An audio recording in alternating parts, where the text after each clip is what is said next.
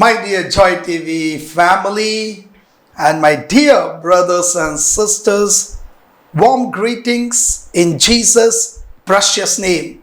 எனக்கு அருமையான Joy TV குடும்பத்தாரே, அன்பு சகோதர சகோதரிகளே, இயேசு கிறிஸ்துவின் விலையேற பெற்ற நாமத்தில் உங்களை வாழ்த்துகிறேன். And once again, it's such a great joy for me to connect with you through this wonderful program, Miracle Evening. மீண்டும் ஒரு விசையாக உங்களோடு இந்த அற்புத மாலை நிகழ்ச்சியின் மூலமாக உங்களை நான் பார்ப்பதிலே மிகுந்த மகிழ்ச்சி அடைகிறேன். And I know the Lord has been doing incredible works in your life like never before. கர்த்தர் உங்கள் வாழ்க்கையில பெரிதான அற்புதங்களையும் அடையாளங்களையும் செய்து கொண்டிருக்கிறார் என்று நான் விசுவாசிக்கிறேன். And many of you are tremendously blessed. பலர் இதன் மூலமாக பல ஆசீர்வாதங்களை பெற்றுக் கொண்டிருக்கிறீர்கள். Also, we take this special time, End Time Prophetic Ministries, to let our viewers, our Joy TV family and brothers and sisters to know that we are celebrating 2 years of completing our television ministry. இந்த விசேஷமான வேளையில நேயர்கள் யாவருக்கும் Joy TV நேயர்கள் இந்த கடைசி கால தீர்க்கதரிசன ஊழியத்தின் மூலமாக நடைபெறுகிற இந்த தொலைக்காட்சி ஊழியத்தை 2 ஆண்டுகளாக தேவன் மகா பெரிய அற்புதமாக நடத்தி கொண்டு வருகிறார். And this all could happen through God's grace and through your precious offerings as you sponsored this program. இதெல்லாம் உங்களுடைய மிகுந்த ஊக்கமான ஜெபத்தினாலும் உதாரத்துவமான காணிக்கைகளினாலும் இந்த நிகழ்ச்சி நடைபெற்று கொண்டிருக்கிறது. And we take time, End Time Prophetic Ministry, to thank every brother, sisters, maybe from India and even from other countries that you have been supporting and to TV program, and because of that we are able to complete 2 years and moving forward. கடைசி கால தீர்க்கதரிசன ஊழியத்தின் சார்பாக இந்த வேளையிலே உங்கள் அனைவருக்கும் ஒவ்வொரு சகோதர சகோதரிகளுக்கும் இந்தியாவிலிருந்து சரி பிற நாடுகளிலிருந்து சரி இதற்காக நீங்கள் அளிக்கிற பங்கு எல்லாவற்றிற்காகவும் நான் இந்த வேளையிலே உங்களுக்கு நான் நன்றிகளை செலுத்துகிறேன், உங்களை நான் வாழ்த்துகிறேன். We started in March 2023 and now March 2025. Faithfulness of God for the 2 years. 2023 ஆண்டு மார்ச் மாதத்திலே துவக்கப்பட்ட இந்த ஊழியமானது 2025 மார்ச் இதுவரையிலும் தேவன் உண்மை உள்ளவராக இருந்து இதை நடத்தி கொண்டு வருகிறார். And you can see on the right side of the screen all the details. இந்த ஸ்கிரீன்ல நீங்கள் பார்க்கும்போது இந்த வலது புறத்திலே விவரங்கள் உங்களுக்கு இங்கே நீங்கள் பார்ப்பீர்கள். We are going to see from the word of God about the spirit of Haman. இந்த நாளிலே நாம் ஆமானின் ஆவி குறித்ததான ஒரு செய்தியை கேட்க இருக்கிறோம். And many of you may be aware of it. What is that spirit of Haman and how it operates? அநேகருக்கு இந்த ஆமானின் ஆவி என்றால் என்ன, இது எப்படி வேலை செய்யும் என்பதை குறித்ததான இந்த விளக்கத்தை இந்த வேளையிலே நாம் பார்க்க போகிறோம். You can take the word of God and Esther chapter 3. Esther 3வது அதிகாரத்திலே கர்த்தருடைய வார்த்தையானது இப்படி எழுதப்பட்டிருக்கிறது. And in that whole chapter we can see about character called Haman. இந்த முழு அதிகாரத்திலும் எஸ்தர் 3வது அதிகாரத்திலே இந்த ஆமான் என்று சொல்லப்படுகிற இந்த நபரை குறித்ததான விவரங்களை இங்கே நாம் பார்க்கிறோம். Haman was the son of Hammedatha. அம்மெதாத்தின் குமாரனாகிய ஆமான் என்று எழுதப்பட்டிருக்கிறது. And the meaning of Haman is Jews' enemy. ஆமான் என்று சொன்னால் யூதர்களின் எதிரி என்று பொருள்படும். That means Haman means enemy. ஆமான் என்று சொல்ல போனால் எதிரி என்று சொல்லலாம். And he was trying to plot against the Jews. இந்த ஆமான் யூதர்களுக்கு விரோதமாக சதி திட்டம் செய்கிறவனாய் இருந்தான். Because Esther was selected as a queen and her uncle Mordecai, and he wanted them, especially her uncle Mordecai, to bow down before him. ஏனென்று சொன்னால் Esther ராஜாத்தியாக பொறுப்பெடுத்து Esther இந்த மொர்தெகாயின் மூலமாக எஸ்தர் இந்த பதவிக்கு வந்ததினாலும் மொர்தெகாய் தன்னை நமஸ்கரிக்காமல் வணங்காமல் இருந்ததை ஒரு காரணமாக கொண்ட இந்த ஆமான் இந்த மாதிரியான சதியை செய்கிறவனாக இருந்தான். We read in verse 2, இரண்டாவது வசனத்திலே நாம் பார்க்கிறோம், and all the king's servants who were with the king's gate bowed and paid homage to Haman. ராஜாவின் அரண்மனை வாசலில் இருக்கிற ராஜாவின் ஊழியக்காரர் எல்லாரும் ஆமானை வணங்கி நமஸ்கரித்து வந்தார்கள். For the king had commanded concerning him. அவனுக்கு இப்படி செய்ய வேண்டும் என்று ராஜா கட்டளையிட்டிருந்தான். But Mordecai would not bow or pay any homage to Haman. ஆனால் மொர்தெகாய் அவனை வணங்கவும் இல்லை நமஸ்கரிக்கவும் இல்லை. And then we see in the verse 3. மூன்றாவது வசனத்திலே நாம் மறுபடியும் பார்க்கிறோம், Then the king's servants who were within the king's gate said to Mordecai, why do you transgress his command? அப்பொழுது ராஜாவின் அரண்மனை வாசலில் இருக்கிற ராஜாவின் ஊழியக்காரர் மொர்தெகாயை பார்த்து, நீ ராஜாவின் கட்டளையை மீறுகிறது என்ன என்று கேட்டார்கள். And in verse 4 it says that they told to Haman to see whether Mordecai's words would stand, for Mordecai had told them that he was a Jew. When Haman saw the Mordecai, he did not bow or pay any homage. Haman was filled with wrath. நான்காவது வசனம் இப்படியாய் சொல்லுகிறது, இப்படி அவர்கள் நாளுக்கு நாள் அவனுடனே சொல்லியும் அவன் தங்களுக்கு செவி கொடாத போது தான் யூதன் என்று அவன் அவர்களுக்கு அறிவித்தபடியினாலும் மொர்தெகாயின் சொற்கள் நிலை நிற்குமோ என்று பார்க்கிறதுக்கு அதை ஆமானுக்கு அறிவித்தார்கள். And the verse 6 we see, but he disdained to lay hands on Mordecai alone, for they had told him of the people of Mordecai. Instead, Haman he planned to destroy all the Jews who were throughout the whole kingdom of Ahasuerus, the people of Mordecai. ஆறாவது வசனம் சொல்லுகிறது, மொர்தெகாயின் மேல் மாத்திரம் கை போடுவது அவனுக்கு அற்ப காரியமாய் இருந்தது. மொர்தெகாயின் ஜனங்கள் இன்னார் என்று ஆமானுக்கு அறிவிக்கப்பட்டபடியினால் அகாஸ்வேரின் ராஜ்யம் எங்கும் இருக்கிற மொர்தெகாயின் ஜனமாகிய யூதரை எல்லாம் சங்கரிக்க ஆமான் வகை தேடினான் என்று சொல்லப்பட்டிருக்கிறது. So we see here that Haman is getting angry. He is full of wrath because Mordecai did not bow before him and he did not salute him. இந்த வசனங்களை நாம் பார்க்கும்போது ஆமானுக்கு மிகுந்த மூர்க்கம் உண்டாயிருந்தது மொர்தெகாயின் மீது. ஏனென்றால் அவன் தன்னை நமஸ்கரிக்காமல் தன்னை வணங்காமல் இருந்த காரியம் அவனுக்கு மிகுந்த கோபத்தை உண்டாக்கி இருந்தது.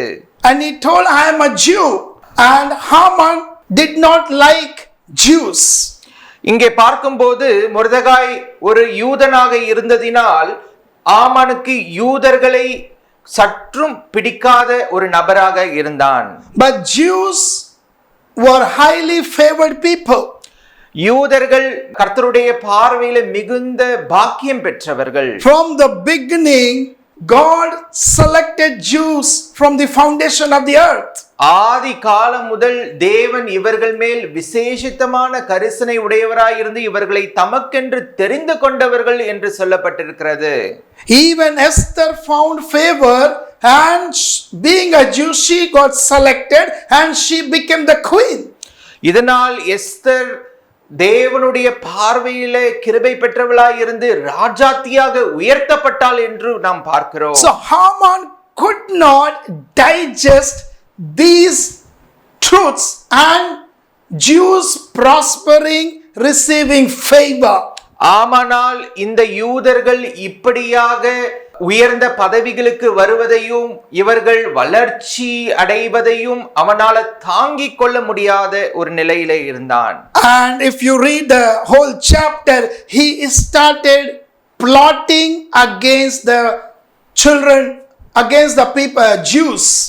இந்த மூன்றாவது அதிகாரம் நாம் வாசிக்கும் போது ஆகவே ஆமான் கர்த்தருடைய ஜனங்களுக்கு விரோதமாக சதி செய்கிறவனாக இருந்தான். He desired to be promoted above the character in the king's court, which represents a political influence. ராஜாவின் அரண்மனையிலே ஒரு மிகுந்த அதிகாரம் படைத்த ஒரு பதவிக்கு வர வேண்டும் என்று சொல்லி ஒரு அரசியல் ஒரு பதவியை அவன் நாடுவதை நாம் பார்க்கிறோம். King Ahasuerus, he already gave some position to Haman, but he wanted to go to that another position to a higher level. For that, he tried to do his best. அகாஸ்வேரு அவனுக்கு ஒரு உயர்ந்த பதவியை கொடுத்து அந்த அரண்மனையில வைத்திருந்தாலும் இதை தாண்டி தனக்கு மிகுந்த ஒரு பொறுப்பு, ஒரு அரசியல் ஒரு பொறுப்பு அவனுக்கு வேண்டும் என்று சொல்லி முயற்சித்ததை நாம் பார்க்கிறோம். But if you see in Esther chapter 3, 4, 5, 6, 7, 8, ultimately Haman, he himself kills because he was having hidden agenda. He was having evil plotting against people, God's children. Esther 3வது அதிகாரத்திலிருந்து 8வது அதிகாரம் வரைக்கும் இந்த சம்பவங்களை நாம் பார்க்கும்போது பல்வேறு விதமான சதித்திட்டங்களை கர்த்தருடைய ஜனங்களுக்கு விரோதமாக தீட்டி அதை நிறைவேற்ற வேண்டும் என்று சொல்லி முயற்சித்தியும் அவன் தோல்வி அடைந்து தன் வாழ்க்கையை இழந்து போவதை நாம் பார்க்கிறோம். Because God cannot put his children into the hands of enemy. கர்த்தர் ஒருபோதும் தம்முடைய பிள்ளைகளை எதிராளிகளின் கையில் விடுகிறவர் அல்ல. And God supported them, God showed his favor, God helped them, and finally in chapter 7 Haman killed himself. And then in chapter 8 through Esther God saved the Jews. கர்த்தர் தம்முடைய பிள்ளைகளை ஒருபோதும் கைவிடாமல் எதிராளியின் கையில் ஒப்புக்கொடாமல் அவர்களோடு இருந்து அவர்களுக்கு துணை செய்து அவர்களை ஜெயிக்கிறவர்களாக மாற்றுவது மாத்திரமல்ல, எதிராளி தன்னைத்தானே கொன்று போடத்தக்கதான நிலைமையை உண்டாக்குவதை 7வது அதிகாரத்திலே பார்க்கிறோம். 8வது அதிகாரத்திலே எப்படி கர்த்தர் தம்முடைய பிள்ளைகளை உயர்த்துகிறார் என்பதை சொல்லியும் நான் பார்க்கிறோம். And in chapter 9 the Jews destroyed their torture who were against them. They were able to destroy. Finally Jews would able to win and they could receive God's favor. 8வது அதிகாரத்திலே நாம் பார்க்கும்போது யாரெல்லாம் யூதர்களுக்கு எதிராக இருந்து அவர்களை துன்பப்படுத்த வேண்டும் என்று காத்து கொண்டிருந்தார்களோ அது நடைபெறாமல் கர்த்தர் இவர்களுக்கு உதவி செய்வதை, இவர்களுக்கு கர்த்தர் தயவு செய்வதை, இவர்களை காப்பாற்றுவதை நாம் பார்க்கிறோம். Psalms 34 சங்கீதம் 34வது அதிகாரம் and verse 5. 5வது வசனம். Those who look upon God, their faces will be radiant and their faces were not ashamed. அவர்கள் அவரை நோக்கி பார்த்து பிரகாசம் அடைந்தார்கள், அவர்கள் முகங்கள் வெட்கப்படவில்லை. Amen. Amen. They declared fasting and prayer. Esther declared and they were praying, and finally God gave them victory and their enemy was collapsed. எஸ்தரும் அவளுடைய ஜனங்களும் உபவாசத்தை அறிவித்து கர்த்தரிடத்திலே அவர்கள் மன்றாடின போது அவருடைய எதிராளிகள் யாவரையும் கர்த்தர் அழித்து போட்டார். Psalms 1 and verse 5 சங்கீதம் 1வது அதிகாரம் 5வது வசனம் 6வது வசனம் இப்படியாய் சொல்லுகிறது. Therefore the ungodly shall not stand in the judgment, nor sinners in the congregation of the righteous. ஆகையால் துன்மார்க்கர் நியாய தீர்ப்பிலும் பாவிகள் நீதிமான்களின் சபையிலும் நிலை நிற்பதில்லை. And the last verse says, for the Lord knows the way of the righteous. 6வது வசனம் சொல்லுகிறது, கர்த்தர் நீதிமான்களின் வழியை அறிந்திருக்கிறார், but the way of the ungodly shall perish. துன்மார்க்கரின் வழியோ அழியும். This is the character about Haman. இதுதான் ஆமானுடைய குணாதிசயமாய் இருக்கிறது. He was full of greed. அவன் பேராசை உள்ள ஒரு மனுஷனாய் இருந்தான். He was full of wrath, arrogance. அவனுக்குள்ள ஒரு வெறுப்பு, ஒரு மிகப்பெரிய ஒரு கசப்பு இருந்தது. He had hatredness towards the Jews, and even he was ready to be the murderer. யூதர்களுக்கு விரோதமாக மிகுந்த கசப்பு உடையவனாகவும் அவர்களை கொலை செய்கிற அளவுக்கு ஒரு மிகுந்த ஒரு வெறுப்பு உடையவனாகவும் இருந்தான். But he could not achieve any of his plan. ஆனாலும் அவனுடைய திட்டத்தில் ஒன்றாகிலும் அவன் சாதிக்க முடியவில்லை. Because the God of Israel was with the Jews. ஏனென்று சொல்ல இஸ்ரவேலினுடைய தேவன் யூதர்களோடு கூட இருந்தார். They started crying out to God, and God gave them victory, God gave them favor, God gave them honor, and finally they could see the hand of God. அவர்கள் எல்லாரும் தேவனை நோக்கி பார்த்து முறையிட்டார்கள். அவரிடத்திலே அவர்களுடைய விண்ணப்பங்களை தெரிவித்தார்கள். தேவன் அவர்களுக்கு இரக்கம் பாராட்டி அவர்களை விடுவித்து அவர்களை ரட்சித்து அவர்களை காப்பாற்றினார். He wanted to kill Mordecai, but finally he himself died. ஆமான் மொர்தெகாயை கொலை செய்ய வகை தேடினான், ஆனால் கடைசியிலே அவனே மரித்து போனான் என்பதை பார்க்கிறோம். Because he was having evil plan against godly people. ஏனென்று சொன்னால் ஆமான் தேவனுடைய ஜனங்களுக்கு விரோதமாக சூழ்ச்சியான திட்டங்களை அவன் வைத்ததை நாம் பார்க்கிறோம். He allowed that spirit, and that spirit was operating, it was working through Haman. அந்த ஆவியை அவன் தன்னிலே செலுத்தி அந்த ஆவியை செயல்படுத்துகிறவனாக காணப்பட்டான். And that is called the spirit of Haman. அதனால தான் அந்த ஆவியை ஆமானின் ஆவி என்று நான் சொல்லுகிறேன். You can find and you can see this spirit operating in your working place. இந்த நாட்களிலே இந்த ஆமானின் ஆவி உங்களுடைய வேலை ஸ்தலங்களிலே கூட இன்றைக்கு செயல்படலாம். Sometimes you can see in your family, among your relatives, the spirit of Haman is operating and working. இந்த ஆமானின் ஆவி உங்களுடைய குடும்பத்திலே, உங்களுடைய சூழ்நிலையிலே, உங்களுடைய உறவுகளின் மத்தியிலே செயல்படுவதை நீங்கள் பார்க்க முடியும். In your surroundings, உங்களுடைய சுற்றுப்புறத்திலே, even the beloved, the best people who you have in your life, suddenly that spirit will operate and walk through them, and they will be against you. உங்கள் வாழ்க்கையிலே நீங்கள் மிகுதியாக நேசிக்கிற நபராக கூட இருக்கலாம். இந்த ஆவி திடீரென்று அவர்கள் மூலமாக செயல்படும். They will start plotting evil against you. உங்களுக்கு விரோதமாக சதிகளை தீட்டுகிறவர்களாக மாறி விடுவார்கள். They will be jealous. உங்களுக்கு மேலே ஒரு பொறாமை உள்ளவர்களாக மாறி விடுவார்கள். They will be having hatredness. உங்கள் மீது வெறுப்பு உள்ளவர்களாக மாறி விடுவார்கள். They will be full of anger. உங்கள் மீது மிகுந்த கோபம் உண்டானவர்களாக மாறி and விடுவார்கள். even they will be willing to take your life. ஒரு கட்டத்திலே உங்கள் உயிரை கூட எடுக்கிறவர்களாக அவர்கள் மாறி விடுவார்கள். As a prophet of God, தேவனுடைய தீர்க்கதரிசியாக நான் சொல்லுகிறேன், it will not hamper us, it will not damage us when God is with us. தேவன் நம்மோடு இருக்கும்போது அது ஒருபோதும் நம்மை தொட முடியாது, நம்மை அது ஒருபோதும் அழிக்க முடியாது. And even the spirit of Haman plots against the key leaders inside the church to divide the church, to bring the destruction, to bring the damage, and to bring enmity among the leaders. இன்றைக்கு ஆமானின் ஆவி சபையிலே கூட செயல்படுவதை, சபையின் தலைவர்கள் ஊழியர்கள் மத்தியிலே செயல்படுவதை கூட பார்க்கிறோம். ஒரு பிரிவினையின் ஆவியை உண்டாக்கி ஒருவருக்கு ஒருவர் ஒரு பொறாமை நிறைந்தவர்களாக, வஞ்சகம் நிறைந்தவர்களாக மாறி ஒரு பிரிவினையை சபையிலே உண்டாக்குவதை இந்த ஆமானின் ஆவியின் மூலமாக நாம் பார்க்கிறோம். It was there. இது இருக்கிறது. Already it was there. ஏற்கனவே இது இருந்தது. But now it is operating more rapidly, instantly. You can find it very clearly everywhere, the spirit of Haman.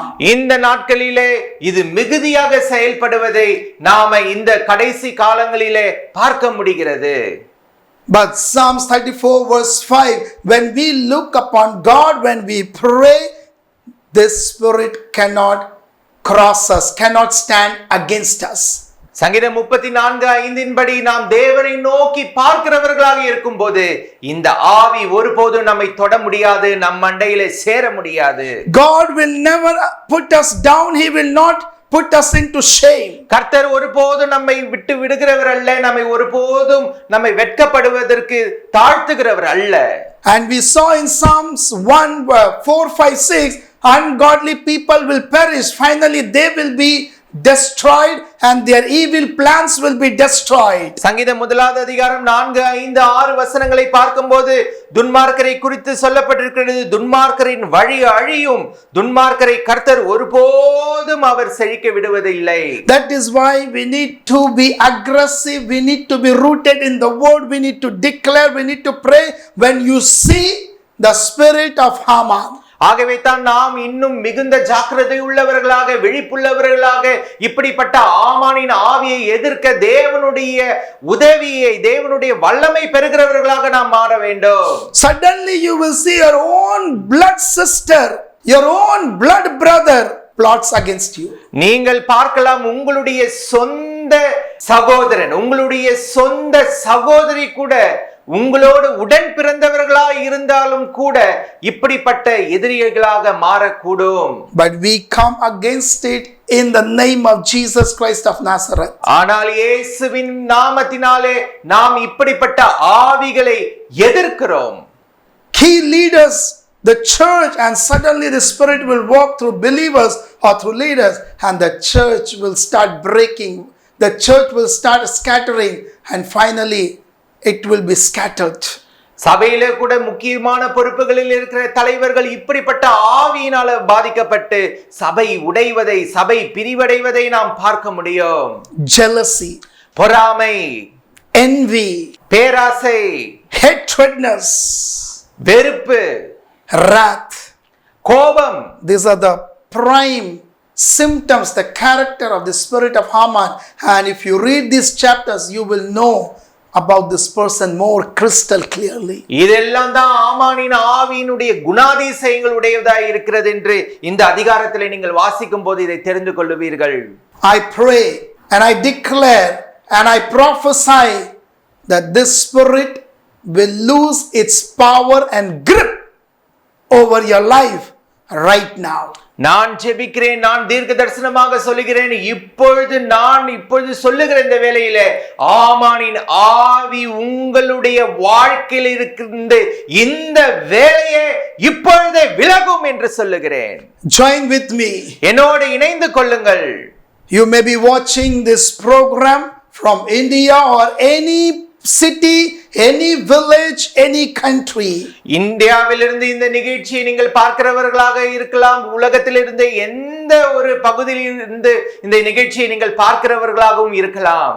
Right now in the mighty name of Jesus Christ of Nazareth, இந்த வேளையிலே நஸ்ரேனாகிய இயேசுவின் விலையேறப்பெற்ற நாமத்திலே I destroy the spirit of Haman over your life. ஆமானின் ஆவியை இந்த வேளையிலே உங்கள் வாழ்க்கையிலிருந்து நான் அழித்து முற்றிலுமாக நிர்மூலமாக்கி I போடுகிறேன். demolish it. I paralyze it in Jesus name. இயேசுவின் நாமத்தினால அது செயல் இழந்து போகத்தக்கதாக, அழியத்தக்கதாக கட்டளை கொடுக்கிறேன். No more it will operate against you. இனிமேல் உங்கள் வாழ்க்கையில் அது செயல்படவே முடியாது. God will remove such people who are jealous about you, who are against you, who are full of wrath against you. He will remove from your life completely forever. இந்த வேளையிலே கர்த்தருடைய வார்த்தை சொல்லுகிறது, கர்த்தர் உங்கள் வாழ்க்கையில காணப்படுகிற ஆமானின் ஆவியை கொண்ட ஒவ்வொரு நபரையும், அவர்களுடைய கோபத்தையும், அவர்களுடைய பொறாமையையும், அவர்களுடைய எல்லா சூழ்ச்சிகளையும் கர்த்தர் இந்த வேளையில எடுத்து போடுகிறார். Lord, I pray for your children. I pray for all the brothers and sisters and all the viewers, those who are connected right now. கர்த்தாவே, இந்த வேளையில இணைந்திருக்கிற உம்முடைய ஜனத்திற்காக, உம்முடைய பிள்ளைகள் ஒவ்வொருவருக்காக நான் ஜெபித்துக் கொள்ளுகிறேன். Let them overcome the spirit of Haman by your power, by your strength. உம்முடைய ஆவியினாலும் உம்முடைய வல்லமையினாலும் ஆமானின் ஆவிகளை ஜெயிக்க பலன் தருவீராக. In their personal life, அவர்களுடைய சொந்த வாழ்விலும், in their family life, அவர்களுடைய குடும்ப வாழ்விலும், in their surroundings, அவர்களுடைய எல்லா சூழ்நிலையிலும், in their ministry, அவர்களுடைய ஊழியங்களிலும், in their churches, அவர்களுடைய சபைகளிலே let it be exposed. இது வெளிப்படுவதாக. Let it be exposed. வெளிப்படுத்தப்படுவதாக. Let it be exposed வெளிப்படுத்தப்படுவதாக. and thrown out into the fire, எரிகடலிலே தள்ளப்படுவதாக. so that your people will be honored and they will be glorified. உம்முடைய மக்கள் ஆசீர்வதிக்கப்பட்டு உம்முடைய ஆசீர்வாதத்தை அவர்கள் பெறத்தக்கதாக உதவி Thank you, செய்யும். Holy Spirit. நன்றி பரிசுத்த ஆவியானவரே. Give you all the glory and the honor. உமக்கே எல்லா துதி கன மகிமையை செலுத்துகிறோம். In Jesus' most precious name I pray. இயேசுவின் வல்லமையுள்ள நாமத்திலே நான் ஜெபிக்கிறேன். Amen. Amen. So my dear brothers and sisters and Joy TV family, as you have heard this message, Spirit of Haman. எனக்கு அருமையான சகோதர சகோதரிகளே, ஜாய் டிவி நேயர்களே, ஆமானின் ஆவியை குறித்ததான செய்தியை நாம் இப்பொழுது பார்த்தோம். Maybe you may be struggling, you may be seeing Haman in your workplace, maybe in your family, maybe in your ministry. இந்த நாட்களிலே உங்களுடைய வாழ்க்கையிலே, உங்களுடைய வேலைஸ்தலங்களிலே, உங்களுடைய ஊழியத்திலே ஆமானின் ஆவி படைத்தவர்களை நீங்கள் பார்க்கக்கூடும். And especially maybe in churches. குறிப்பாக இந்த நாட்களிலே சபைகளிலே நாம் இந்த ஆவியை பார்க்கிறோம். But we have God's power, it will be paralyzed and it will be destroyed. ஆனால் தேவனுடைய வல்லமையை பெற்ற நாம் இந்த ஆமானின் ஆவியை அழிக்கிறவர்களாக, முறியடிக்கிறவர்களாக நாம் இருக்கிறோம். The secret, sitting in God's presence and praying, and God will do the rest of things. தேவனுடைய பாதத்தில் அமர்ந்து ஜெபிக்கிறவர்களாக, அவரை நோக்கி பார்க்கிறவர்களாக இருக்கும்போது இப்படிப்பட்ட காரியங்கள் நடக்கும். Amen. Amen. This month our TV program is sponsored by one family from Chennai, Tamil Nadu, India.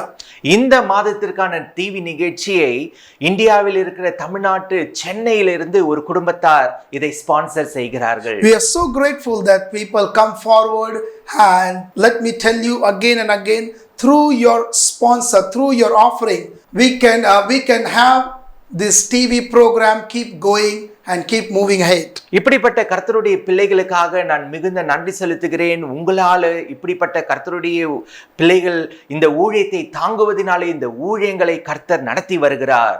So we are going to pray for this wonderful family. இந்த அருமையான குடும்பத்தாருக்காக நாம் இந்த வேளையிலே ஜெபிக்க போகிறோம். Father, in the mighty name of Jesus Christ of Nazareth. அப்பா பிதாவே, இயேசுவின் நாமத்திலே நாங்கள் இந்த வேளையிலே ஜெபிக்கிறோம். Lord, we bless this wonderful family from Chennai, Tamil Nadu, India. Chennai Tamil Nadu இந்தியாவில் இருக்கிற இந்த அருமையான குடும்பத்தாரை கர்த்தர் நீர் ஆசீர்வதிப்பீராக. As they came forward and they have sponsored our TV program. இந்த ஊழியத்தை, இந்த தொலைக்காட்சி ஊழியத்தை தாங்கும்படியாக அவர்கள் முன் வந்ததுக்காக நான் நன்றி செலுத்துகிறேன். Bless the work of their hand. அவர்களுடைய கைகளின் பிரயாசத்தை நீர் ஆசீர்வதியும். Bless their family. அவர்கள் குடும்பத்தை நீர் ஆசீர்வதியும். Provide every provision in their life. அவர்களுடைய வாழ்க்கையில எல்லா தேவைகளையும் நீர் சந்திக்கும்படியாக. Bless their children. அவர்களுடைய பிள்ளைகளை நீர் Let ஆசீர்வதிப்பீராக. them prosper, let them grow, and let them see more blessings and your hand in their life, in their family. அவர்கள் ஆசீர்வதிக்கப்பட்டு அவர்கள் திரளான ஆசீர்வாதங்களை தங்கள் வாழ்க்கையிலே பெற்றுக்கொள்ளுகிறவர்களாக மாறட்டும். I bless them in Jesus' name. நான் அவர்களை இயேசுவின் நாமத்தினாலே ஆசீர்வதிக்கிறேன். In Jesus' name I pray, amen. இயேசுவின் நாமத்தினாலே ஜெபிக்கிறேன். ஆமென். So may the good Lord bless you in abundance. கர்த்தர் உங்கள் யாவரையும் ஆசீர்வதிப்பாராக. Amen. ஆமென். உங்களது ஜெப தேவைகளுக்காக 9345233393 என்ற எண்ணை தொடர்பு கொள்ளலாம். தேவன் தாமே உங்களை ஆசீர்வதிப்பாராக.